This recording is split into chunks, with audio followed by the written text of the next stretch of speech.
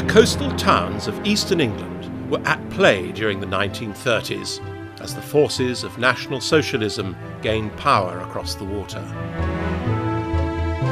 Beach huts and bathing machines, seaside and sunshine were the order of the day on Cromer Beach. Filmmaker Mr. Gamble of Merton in South London took great pleasure in making a record of regular family holidays at Cromer. The great hotels were in their heyday, and visitors flocked to the town by car and train. The fishermen plied their trade at sea, and the hoteliers of the town encouraged the visitors to come. As the latter years of the 1930s hurried on, the threat of war grew, and preparations began. The politics of Europe became more threatening, and Cromer was already in the front line as Republicans and nationalists in Spain fought their war. As that country split between the opposing forces, the ship owners of Spain sought to continue to earn their living, those with Republican sympathies avoiding visiting their home country. Captain Raymond Arguelles had his family with him on board the Cantabria as he picked up and unloaded cargoes in northern Europe. But nationalist Spain had sent armed vessels into the North Sea to bring such men as him to heel.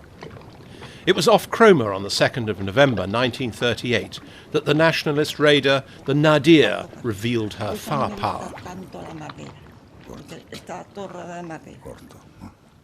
The first impression that she can remember is looking at my father coming from some stairs, wooden stairs there.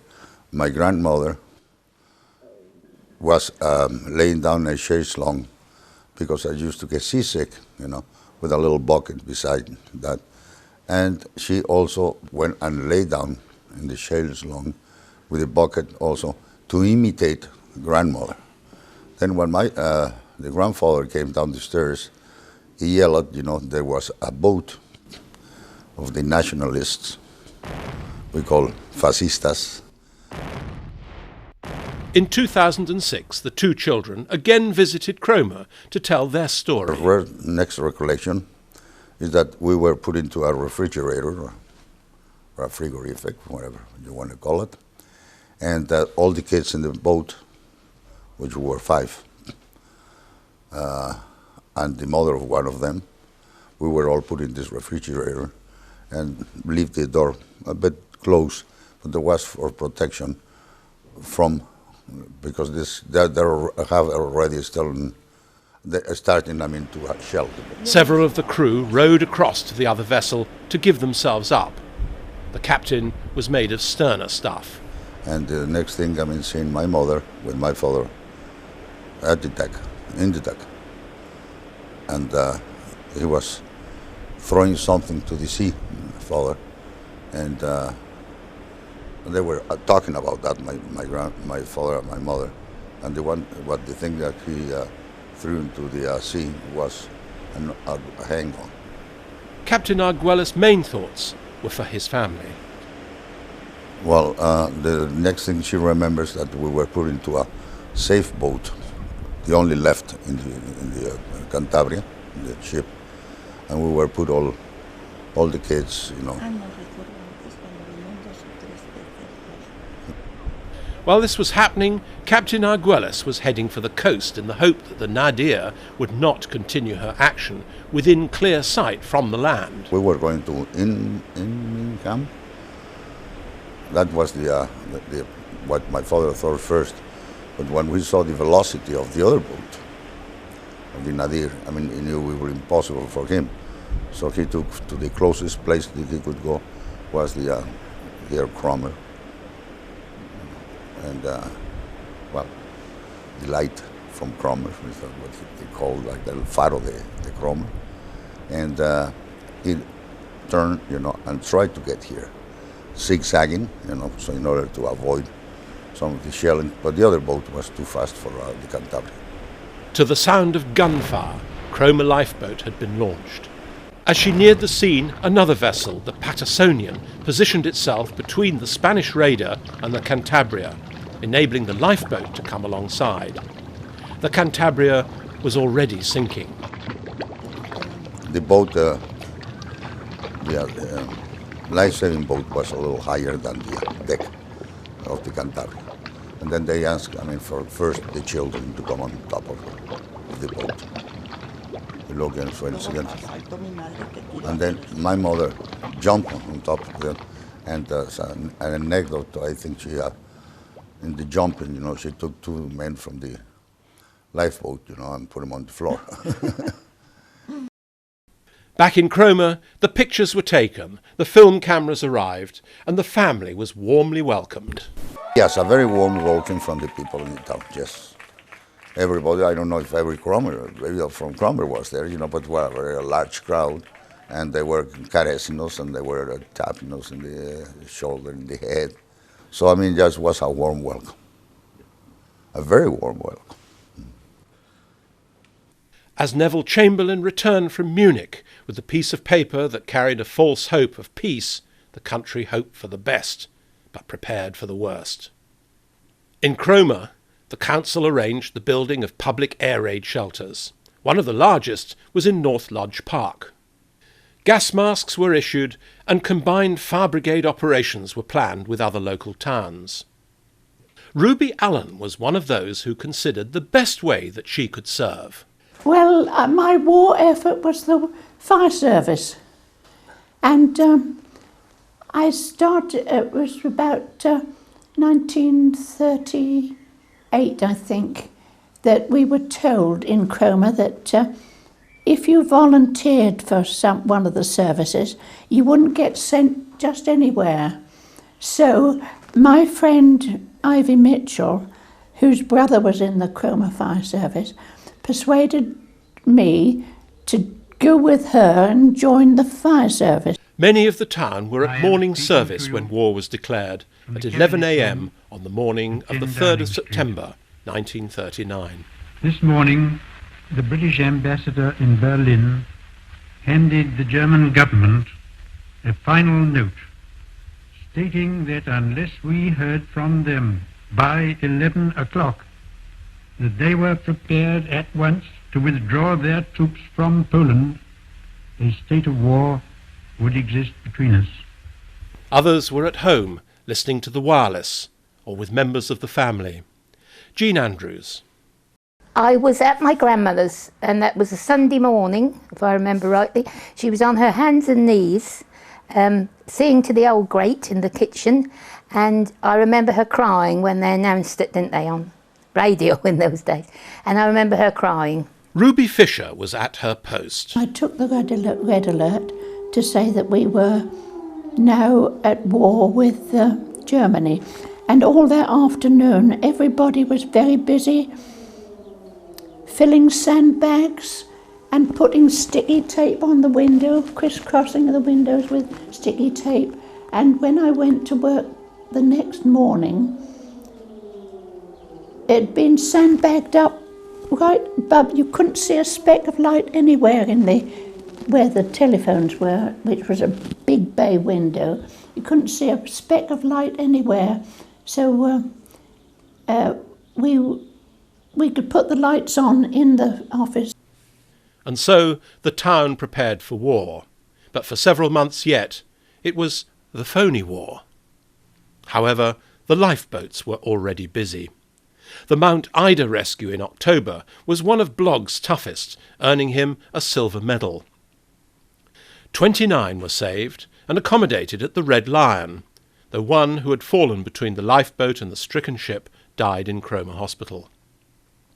While the Mount Ida was wrecked in a storm, enemy mines soon played havoc with Allied shipping. 32 survivors were landed from the steamship Realf and 51 from the Desinia. In the town, there were many changes. Air raid precautions, decontamination squads and home guards were recruited. In this instance, the exercise seems to be an attack on a tank coming down the Overstrand Road.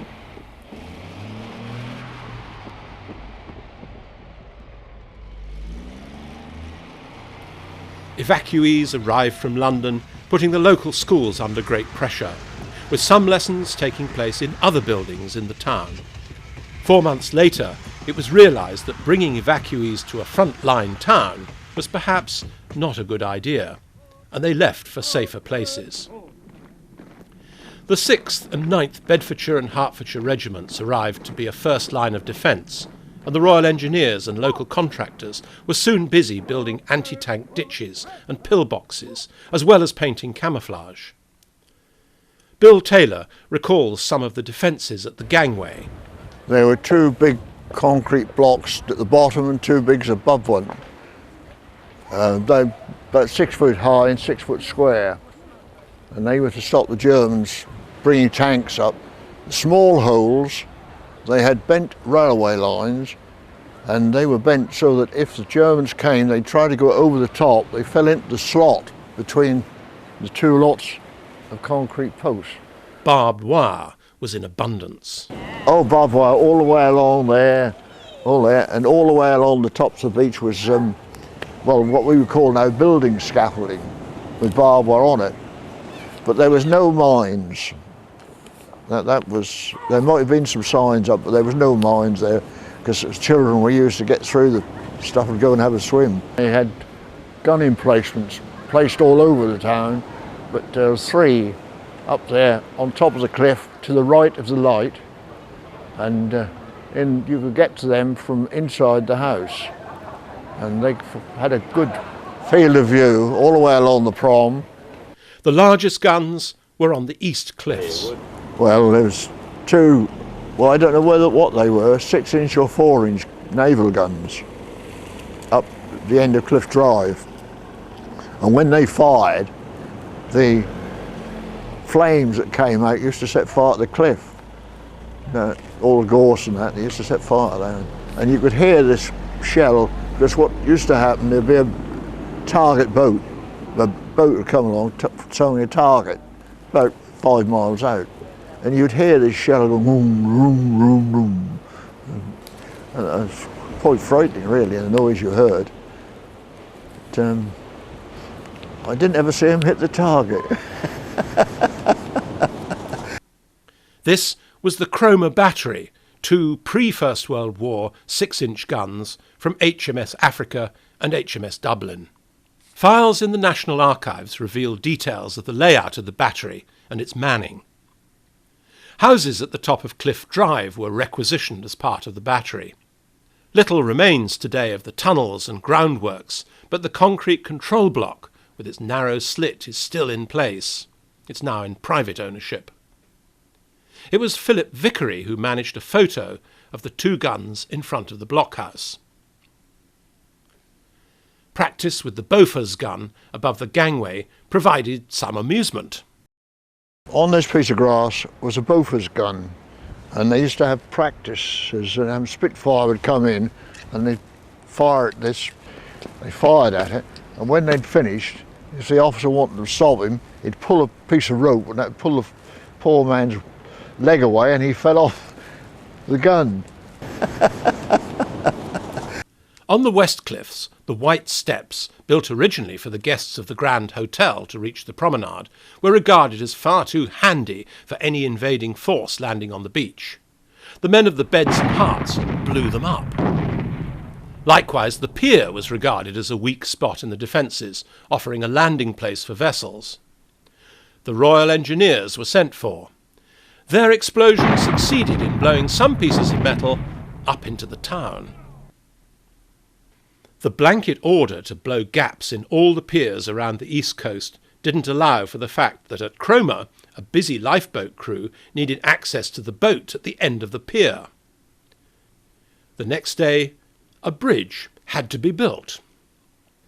An official photographer visited Sheringham. We can imagine that scenes at Cromer were very similar. His pictures illustrate the guarding of the seafront and the barbed wire defences. Back in Cromer, there are 1 or 2 photographs that indicate some of the other sort of defences that were in place on the beach. This machine gun post was on the Bullnose at the west end of the promenade. While the defences were ready for a beach landing, troops were also training around Cromer for other forms of defence.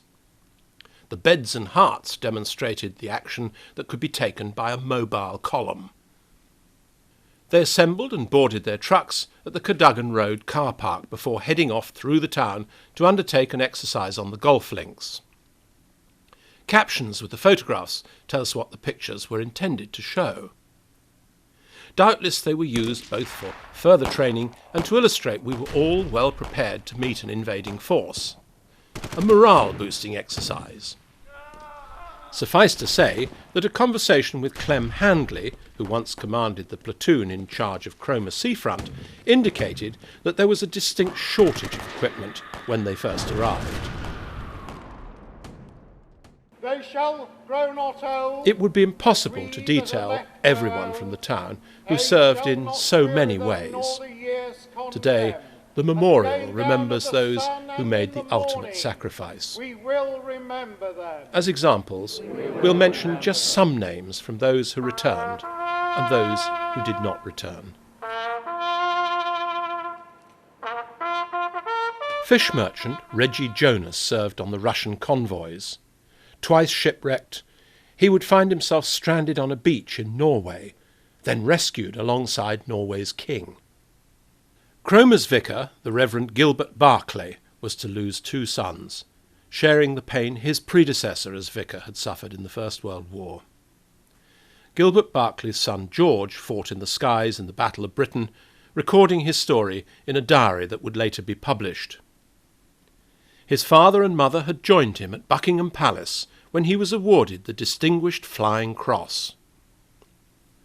Surviving the first battle, George was killed in the North African campaign.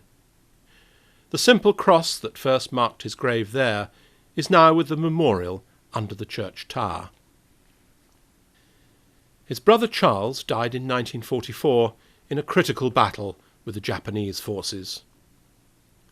Lifeboatman and Cromer sportsman Tuna Harrison would twice use his seagoing skills during the disastrous raid on Dieppe. The local influence was at many levels. Politician and former Foreign Secretary Samuel Hoare lived near Cromer. Sir Samuel Hoare had been in various governments immediately before the Second World War had actually broken out, and he'd had many ministerial positions. Unfortunately, he and Winston Churchill had fallen out pretty badly. So with the outbreak of war, he was given the job as ambassador on special mission to Madrid in Spain. And this was in order to try and keep Franco, who had already won his own little independent war, out of Hitler's pocket. Sam Hoare was an extremely clever man. He was a very shrewd diplomat.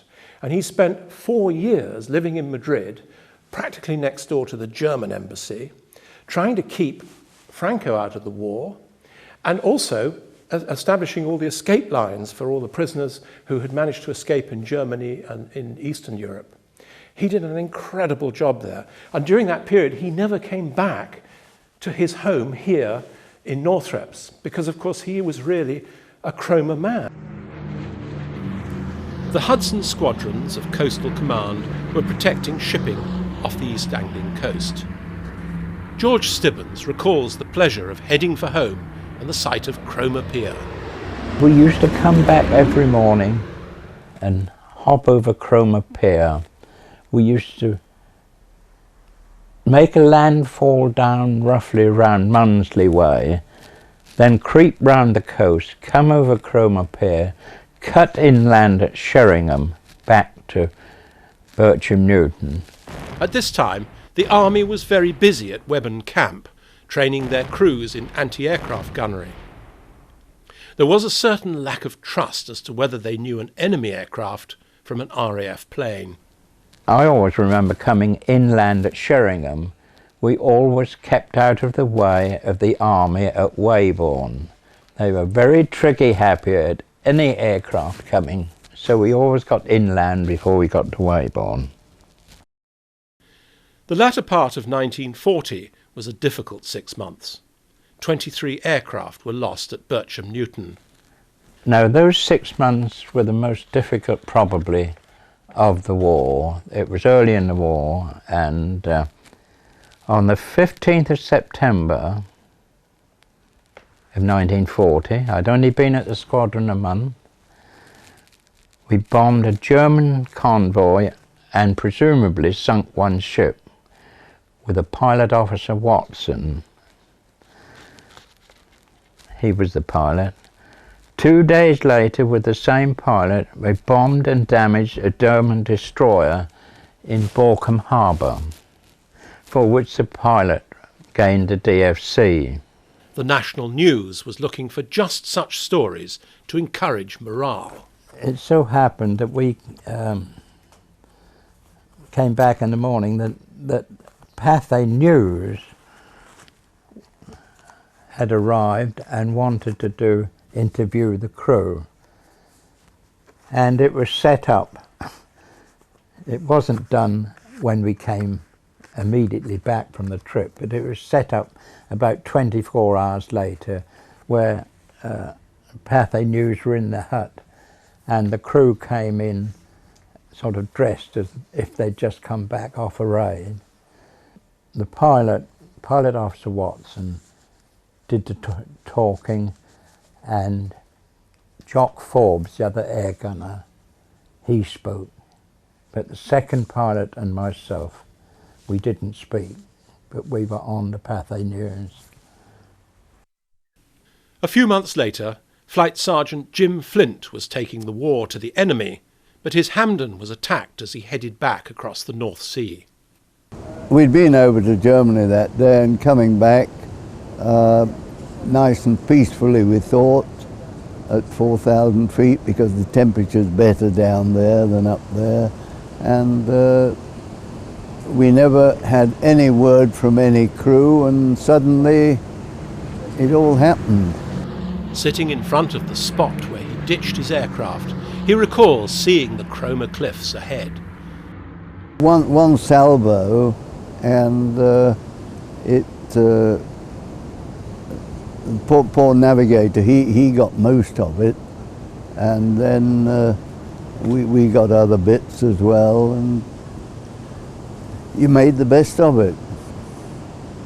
So when you'd been a bit further, the old engine started smoking, so that wasn't a good sign, so I feathered that down. And then when I saw the cliffs here, I thought, God blimey, I can't get over there on one, and thought, well, drop it down here, somewhere about 300 yards or so from the shore, because I didn't want to be too near, because in those days we didn't know what explosives were on the shore, and then made our way in.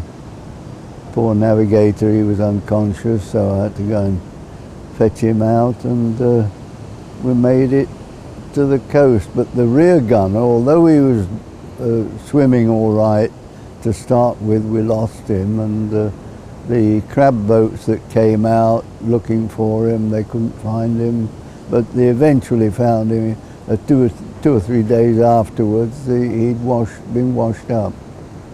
So that was it. Sergeant Flint started to leave the doomed aircraft and then turned back.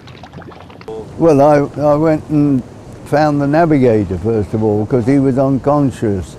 He'd been badly hit, and I managed to drag him out, because the other two were out, and I got out and I said, well, where's Benny? And they said, well, we haven't seen him. So I got back in and crawled up and found him and pulled him out and brought him ashore. But he unfortunately died the same day, so that was that. And some of us were lucky and some weren't.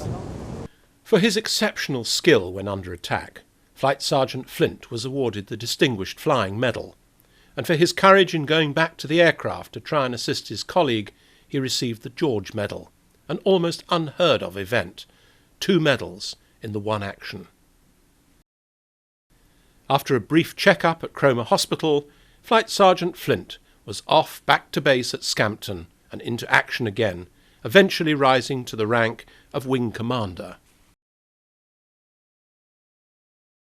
By this time, Cromer had already experienced the horror of being on the receiving end of a bombing attack.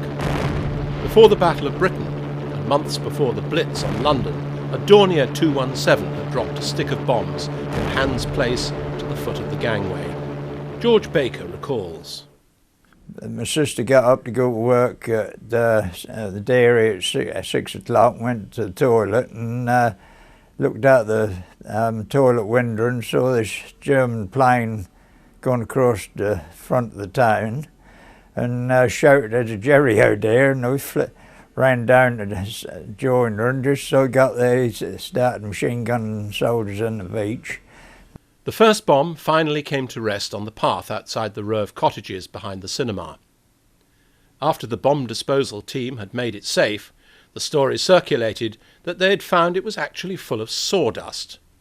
There was a message in it from the Czech workers who had made it to say they hoped it hadn't hurt anyone. Next one went in Monday, at the back of Mondays, and I think they killed 2 in there, 2 of the Mondays in there. And then another one went in a house on the Crescent, went through the roof, hit the wall, and then bounced off the wall through the banisters and hit the wall the other side of the stairs, bounced off again, worked its way down the staircase like that, shot out the door just as Peter Wickers was running down to the shelter, and he tripped over it. It was Edward Munday who was killed at the newsagent's, and his sister died later of the wounds she received. The last one went in Joyce's calf and demolished that. I think they were all about 250-pound bombs. And then they saw some soldiers on the beach and machine gunned them. And there was a corporal, I think the corporal had got a Lewis gun on the lookout. He opened fire on it and then got court-martialed for opening fire without the officer's permission, but the officer was supposed to have been in bed in Cone House, so that's why he didn't give permission. Joyce's cafe stood immediately to the east of the gangway, where the Rocket House Cafe and Lifeboat Museum now stand. Photographer Harry Tansley was licensed to take photographs during the war years, and it's his record that enables us to see just what happened.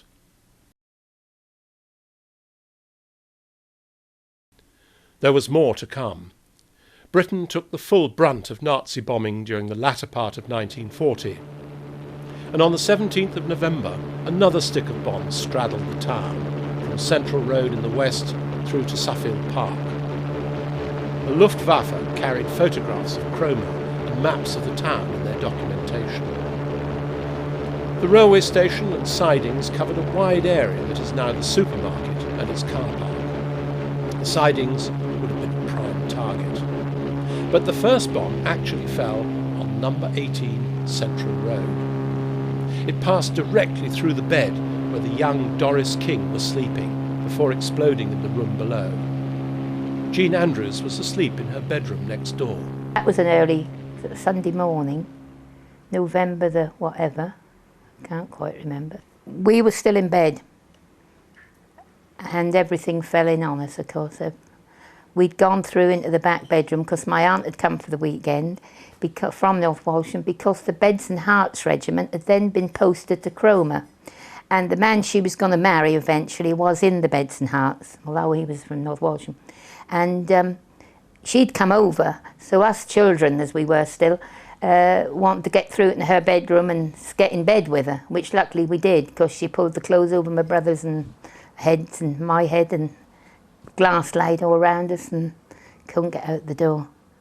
They dropped over on the station first, and she was sleeping in the front bedroom, and she rushed down the stairs with John in her arms and put him under the cupboard under the stairs on the mattress we used to have under there. So she'd heard something, but the first I think we heard was this, everything fell in on us. And we were shouting, my mother was shouting, are you all right? And we were saying we haven't got a light. And we eventually, I think we went over to the council offices. I remember Mr. and Mrs. King, her crying because Doris had been killed, well, in the next bedroom to us, actually. We were 16, and Doris, they were 18. She'd have been older than me, but I can't remember quite. And of course my uncle then turned, he heard there'd been a bomb in Central Road and the girl was killed. He turned the bottom of the road and saw whereabouts it was. He got up there, and then my aunt and him got it organised, so they got my brother and I over to North Washington to my grandmother's. I remember that night at my grandmother's really sobbing. When I went to bed, I really did cry. I think that sort of finally came out. Mr. and Mrs. Newstead, he worked on the railway. They must have lived at 14, 16, 18. Yeah, there would only have been a wall in between. So I suppose the bomb, if that had been bigger, well, we wouldn't have been here, would we? The windows of the houses across the road were blown in. George Baker recalls one incident. Billy Gaff, who lived opposite King's, they say he used to sleep with his hand out of the bed, and a bit of glass took the top of one of his thumbs off. And the back of his bed was absolutely plastered with shards of glass that had been driven into the wall behind him. It was not just bombing that affected the town and district. There were machine gun attacks as well. Jean Drury.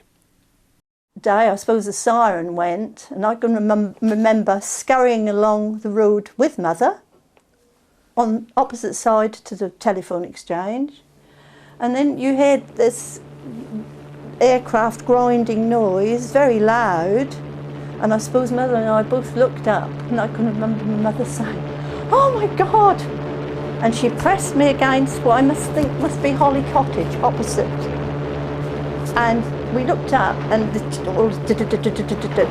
and you could actually see someone up in the plane. You couldn't see the face, but you could see the shape of a head up in the planes. On the 6th of December, high explosive bombs landed in Stevens Road. And then, in April of 41, there was a devastating attack in which 3 bombs hit Lyndhurst Hotel in Alfred Road. A young Jean Bowden lived in Beach Road. As I remember, it was Good Friday in 1941.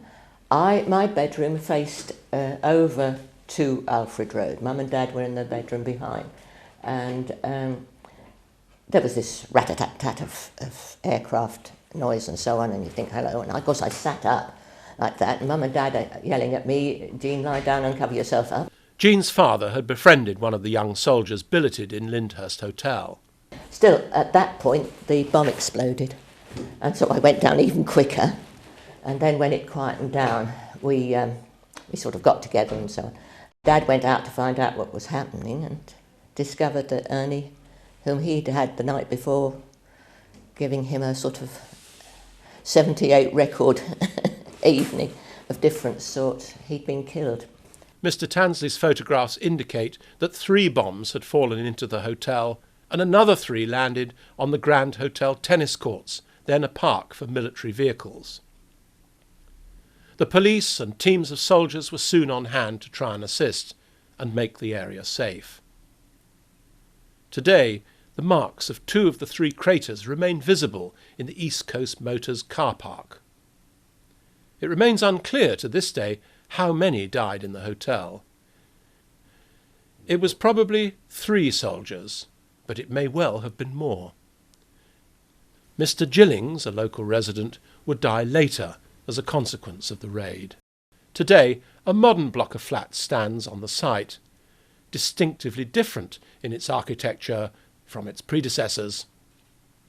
All the houses across the road also received damage, and the local builders were soon out with their long ladders to begin the process of repair.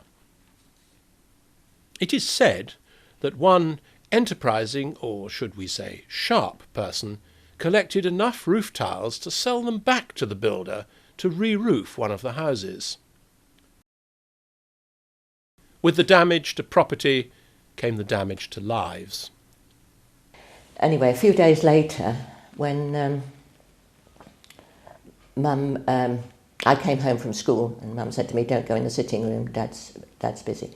And he'd got 2 of Ernie's pals, and he was helping them draft out a letter to Ernie's wife, of condolence and so on. And I thought then, to even have to write down their thoughts, it's awful what people went through.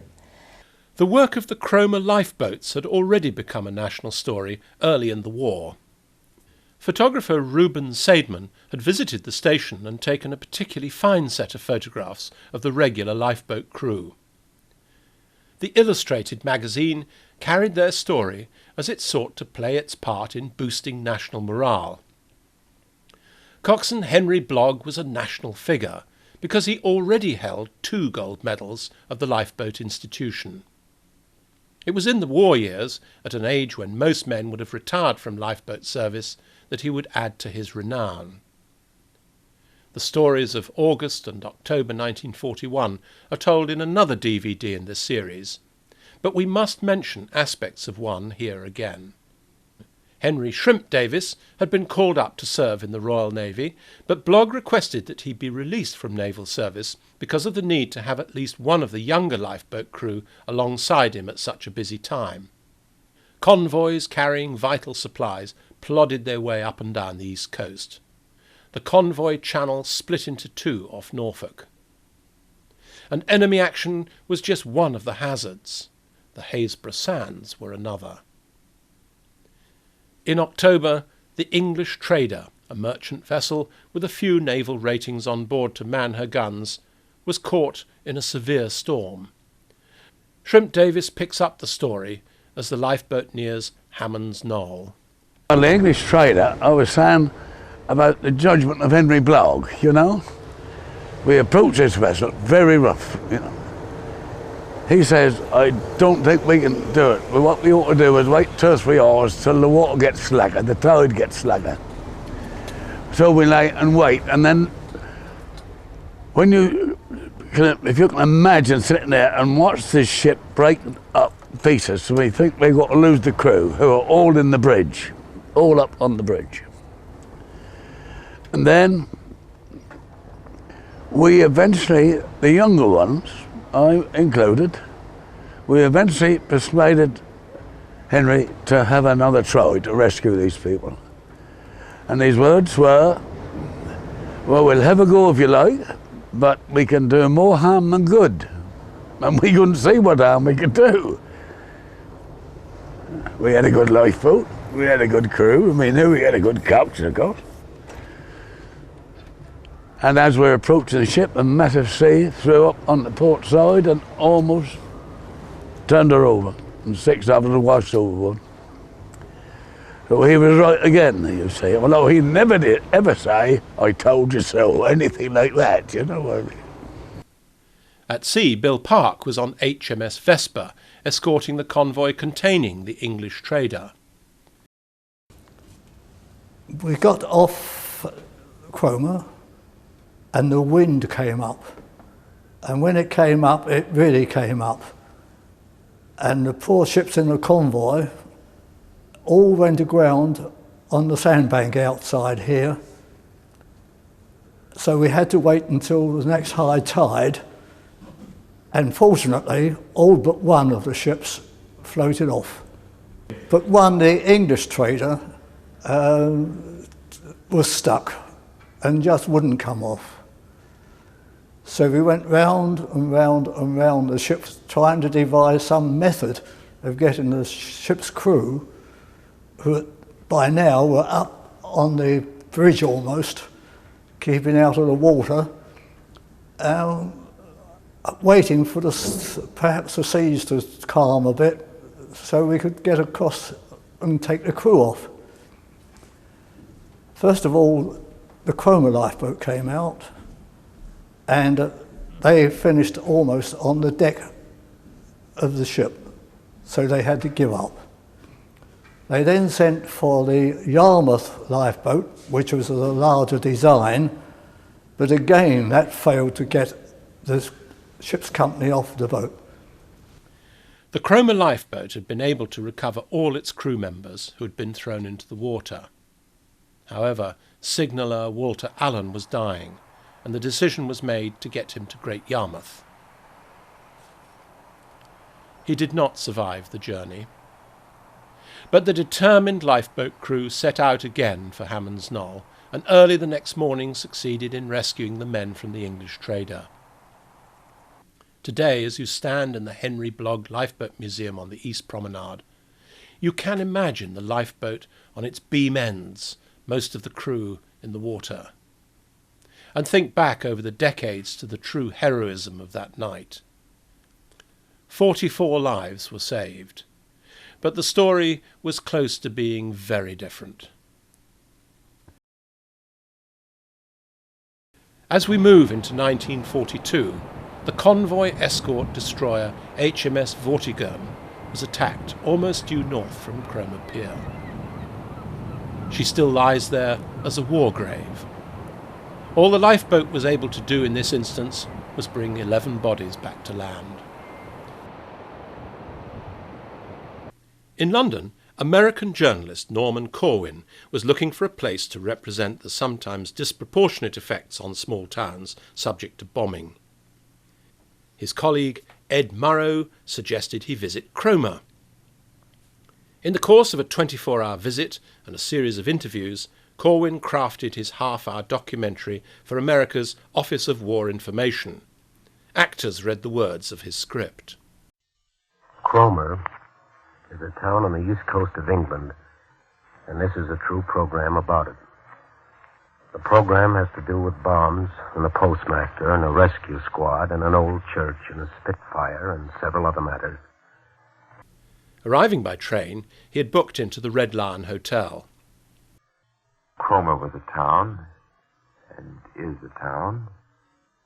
You'll find it on a map of the east coast of England, in the district called East Anglia, facing the North Sea, facing Germany.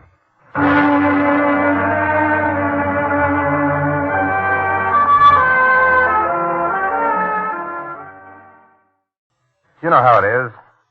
You get in a place and right away you want to see what it looks like. I put on a raincoat and went out of the Red Lion into the gray day. The narrow streets were almost deserted.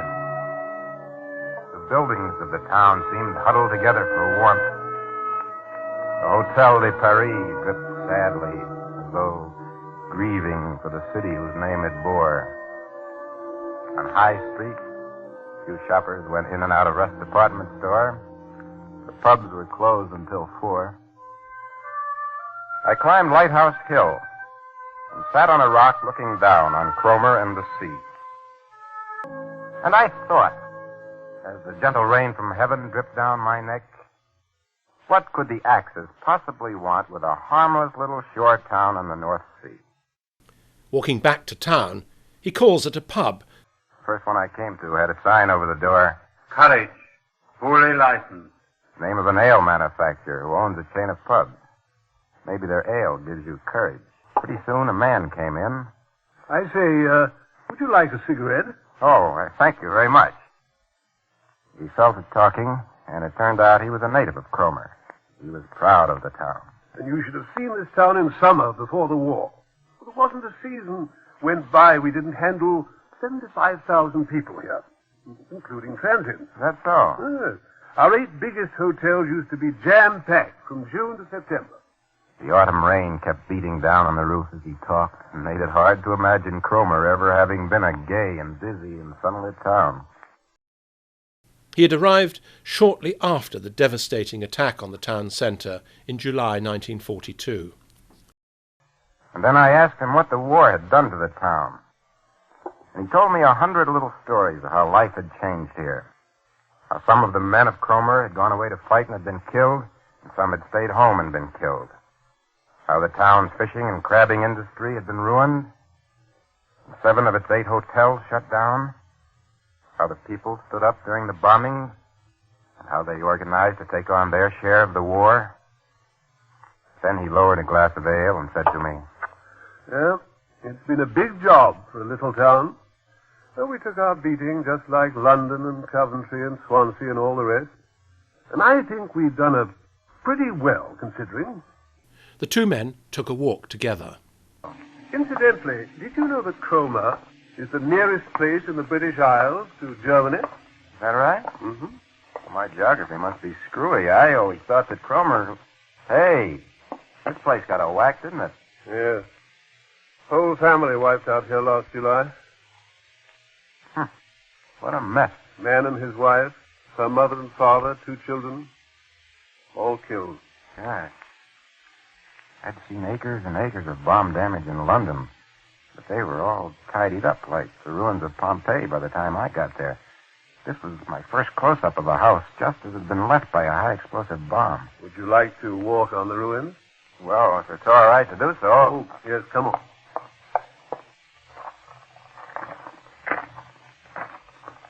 It was a weird sensation walking over this debris in which a family had been murdered. There was a torn black slipper woman's, the leg of a table, picture frame, a pie-shaped fragment of crockery plate, the head of a doll.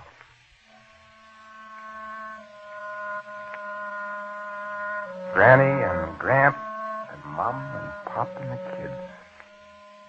Dead. Done in by the fascists. The war of the Luftwaffe against the scullery table and the chest of drawers and the clean sheets in the linen closet.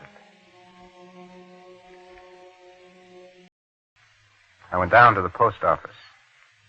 It was opposite the church of St. Peter and St. Paul, and you could hear the organist practicing across the way. The postmaster explained that the stained glass windows of the church had been blown out when the bomb struck, and so there was nothing to stop the sound from crossing the street and filling the post office. I asked him whether the post office had been much affected by the war. There's no comparison between the amount of mail we handle now and what we used to handle before the war. Lost any personnel? Our postman was injured when the office was hit, but there was no interruption in the service, though. The bomb struck around midnight. But in spite of the damage, we managed to get the 9 o'clock mail out on time the following morning. How on earth did you do it? Well, we moved everything we needed into the lecture hall of the Band of Hope. That's a teetotaler organization here in Cromer. We had to dig out our equipment and move it through the rain. What was that? German plane attacking? No, that's just a Spitfire. Gunnery practice. See, you can see the plane ahead of him towing the target sleeve. I watched this for a while, the accompaniment of Ye Holy Angels Bright from the church organ. And then I left, keeping a place.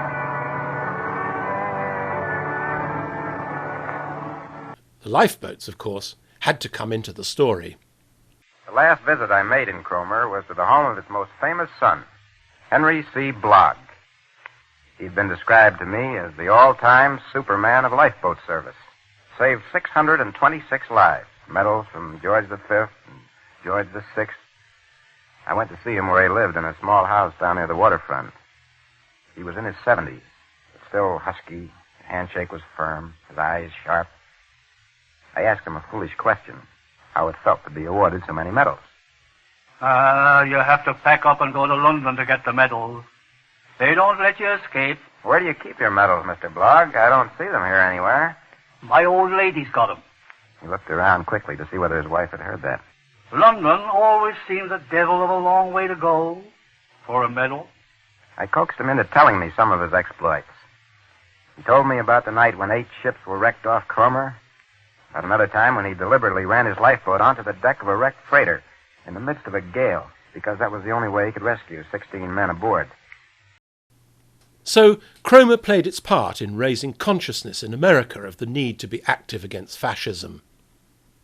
In 2011, centenarian Norman Corwin in Los Angeles still looks back on his visit to the town with affection. In the July raid, fisherman William Davis and his family lost their lives in their house in Garden Street, and their neighbours were also killed. Cromer's reporter Sid Cook and his wife were saved by the blast wall outside their house. In the buildings between Garden Street and High Street was the Kursaal. It was a small fun fair. The second of the bombs demolished it, though thankfully with no reported loss of life. The third in the stick claimed the lives of Charlotte Westrup, her daughter Beatrice, and Thomas Doughty, himself a St. John ambulance member and rescue worker. They'd all been in the flat above Thurgerton Dairy, which was no more, along with the shop premises of printers and stationers Rounce and Workley, and the adjoining Mickleborough House. Photographs show just how much devastation had been wrought that night. The fourth bomb landed further down Church Street, hitting the ground in front of the then post office before bouncing across the road into the shop and home of Thomas Clark. Jean Bowden's family had moved from Beach Road to a flat opposite. We'd been to the cinema that night and seen it. We used to go twice a week.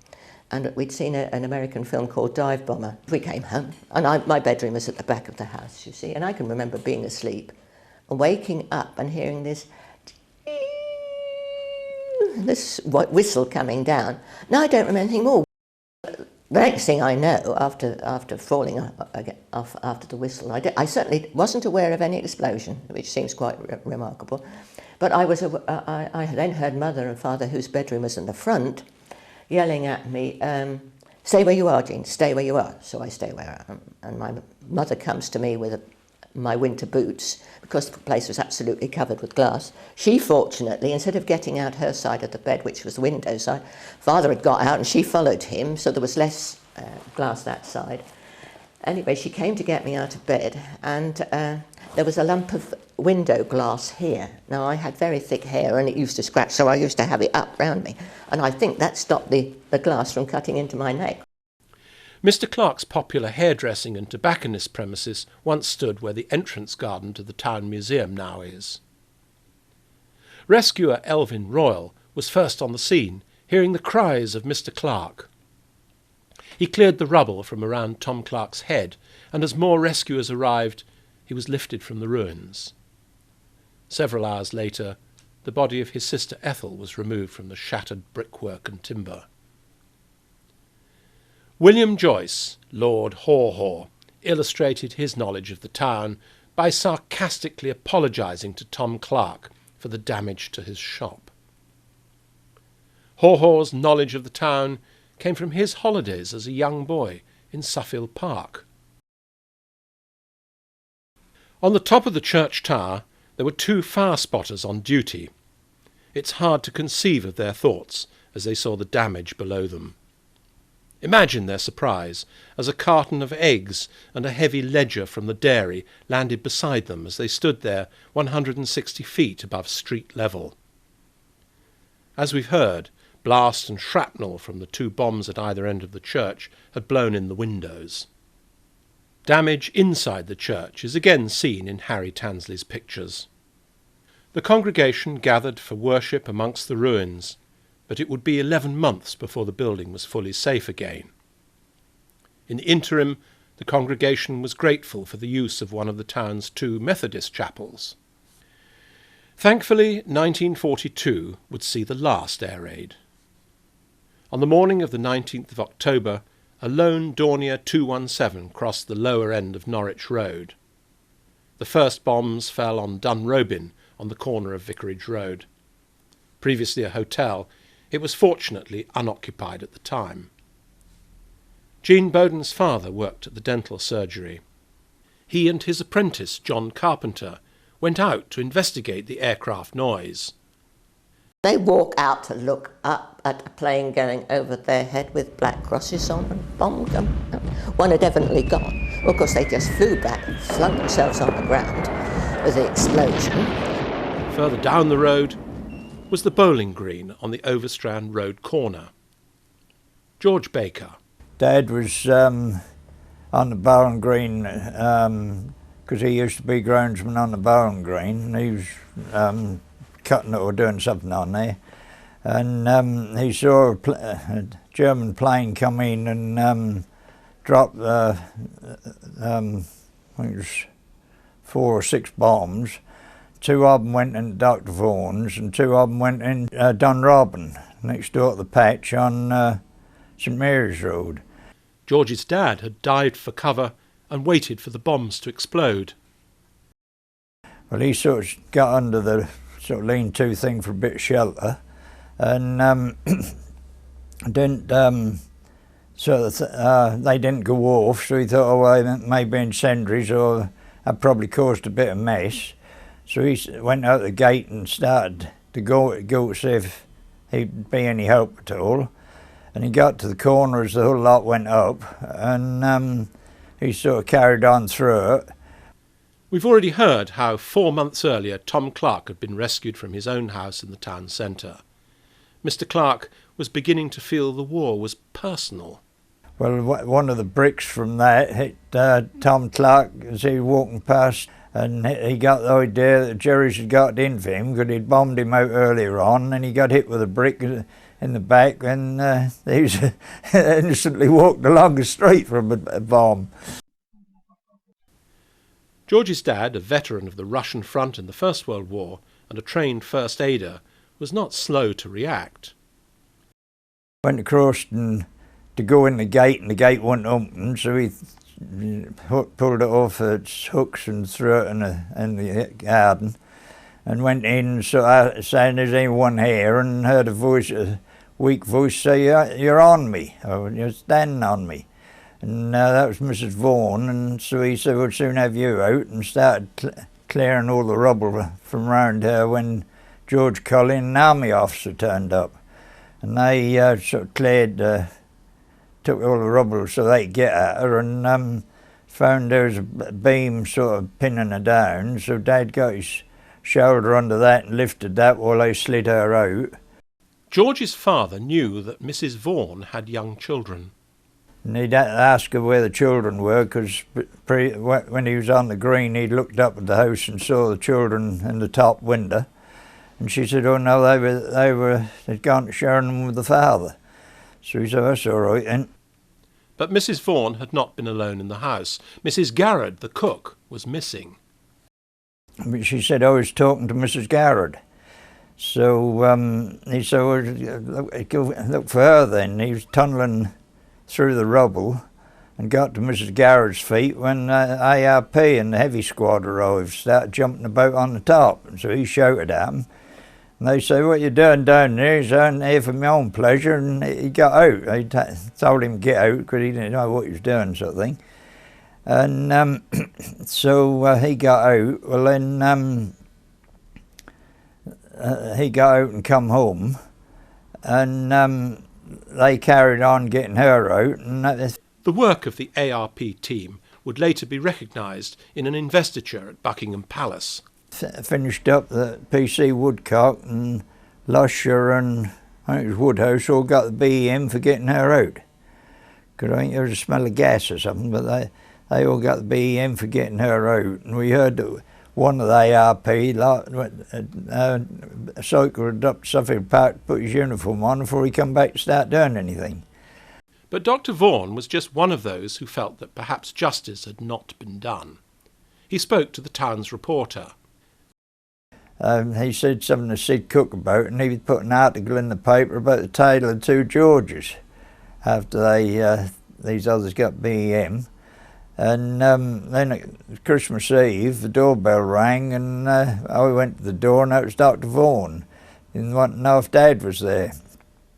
Dad went to see what he wanted, and he gave him a brace of ducks. He said, "I think you helped my wife a little while ago, and give Dad a brace of ducks, because Dad said you'd eat them, you couldn't eat a medal."